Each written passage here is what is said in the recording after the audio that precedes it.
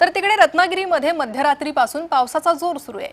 चिपळूण, मंडणगड, दापोलीमध्ये सर्वाधिक पावसाची नोंद झाली आहे। काही दिवसांच्या विश्रांतीनंतर दमदार पावसाची सुरुवात पुन्हा एकदा झाली आहे।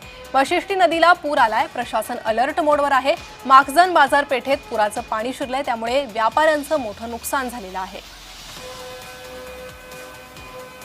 दरम्यान या संदर्भात आढावा घेतलाय आमचे प्रतिनिधी रवींद्र कोकाटे यांनी। गेले काही दिवस विश्रांती घेतलेल्या पावसाने पुन्हा एकदा धुव्वाधार बॅटिंग करायला सुरुवात केलेली आहे। जिल्ह्यामध्ये आजची परिस्थिती बघितली तर पहाटेपासूनच चिपळूणमध्ये धुव्वाधार पाऊस पडतोय। सध्या मी आहे चिपळूणच्या बाजार पुलावरती, आपण ही दृश्य बघतोय।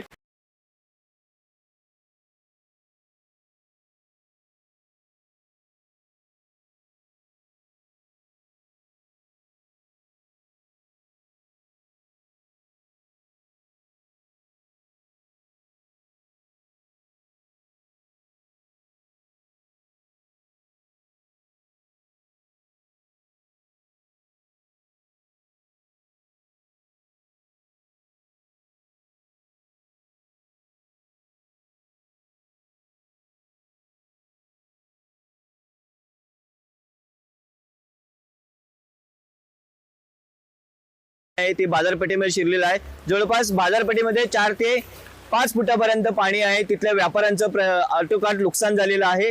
आपण बघतोय दरवेळेला पाऊस जोरात आला की त्या बाजारपेठेमध्ये जे पाणी आहे ते शिरतं आणि तिथल्या व्यापाऱ्यांचं नुकसान होतं। ऐन गणपती सीझन तोंडावरती आहे, दुकानामध्ये प्रचंड माल भरलेला आहे आणि अशा परिस्थितीत ही दुकानं जवळ ते 4 ते 5 फुटापर्यंत पाणी असल्यामुळे पूर्णतः आटोकाट या दुकानातल्या सामानचं नुकसान झालेलं आहे।